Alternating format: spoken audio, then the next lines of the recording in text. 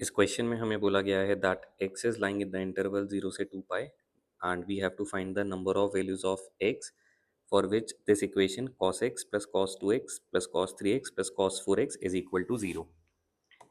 तो let's start by adding cos x and cos 4x. इन दोनों के बीच में cos c plus cos d की आइडेंटिटी लगे तो ये बन जाएगा 2 cos 4x plus x 5x by 2 4x minus x cos 3x by 2. And अगर इन दोनों एक्सप्रेशंस के बीच में आइडेंटिटी अप्लाई करें तो ये बन जाएगा 2 cos 5x by 2 cos x by 2 and this is equal to 0. From these two terms we can take 2 cos 5x by 2 common. We are left out with cos 3x by 2 and cos x by 2. इन दोनों के बीच में फिर से हम cos c plus cos d की identity लगाएं तो we will get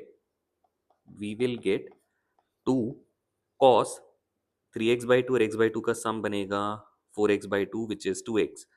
2 से डिवाइड होके ये बन जाएगा x एंड इनका जो डिफरेंस होगा that is 2x by 2 which is x. 2 से डिवाइड होके वो बन जाएगा कितना x by 2. Now the product of these three terms is 0. तो तीन केस हो सकते हैं, या तो cos 5x by 2 0 हो और cos x is equal to 0 और cos x by 2 is equal to 0. Let us consider these three cases one by one. Case 1 मैंने बनाया cos x is equal to 0. We know that cos is 0 for odd multiples of pi by 2.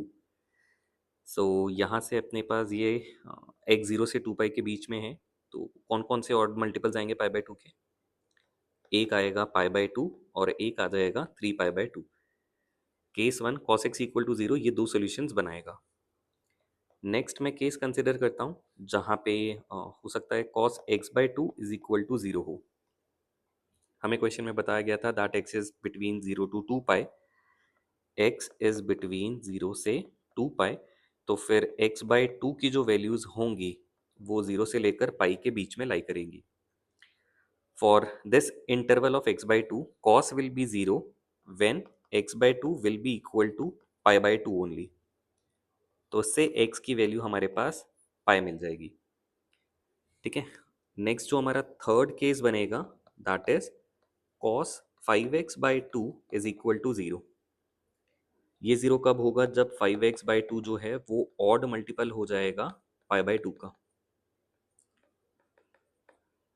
ठीक है. तो यहाँ से हमारे पास x की value आ जाएगी कितनी? 2n plus 1 pi by 5. Now substituting values of n, अगर मैं n में 0 पुट करूंगा तो पहली वैल्यू मिल जाएगी हमें पाई बाई 5. फिर 1 पुट करने पे 3 pi by 5. Next value 5 pi by 5, 7 pi by 5, 9 pi by 5, 11 pi by 5 and so on. इसमें अगर मैं देखता हूँ जो ये 11 पाई बाई 5 है ये 2 पाई से ग्रेटर है, तो ये वैल्यू रिजेक्ट और इसके आगे सारी वैल्यूज रिजेक्ट हो जाएंगी. 5 पाई बाई 5 इज पाई. तो केस 3 से हमें यहाँ पे कितने आंसर्स मिल रहे हैं? 1 2 3 4 5. केस 3 से 5 सोल्यूशंस मिल रहे हैं. केस 2 में आंसर आ रहा था x इक्वल टू पाई, जो यहाँ हमने केस 3 के अंदर इंक्लूड कर लिया है, तो इसको दोबारा से इंक्लूड करने की ज़रूरत नहीं है. केस 1 में हमें मिल रहे थे 2 आंसर्स, तो 5 यहाँ पे 2 यहाँ पे, टोटल हमारे पास 7 सोल्यूशंस होंगे. ठीक है. तो एक बार हम ऑप्शन चेक कर लेते हैं. Sir correct answer will be option 3.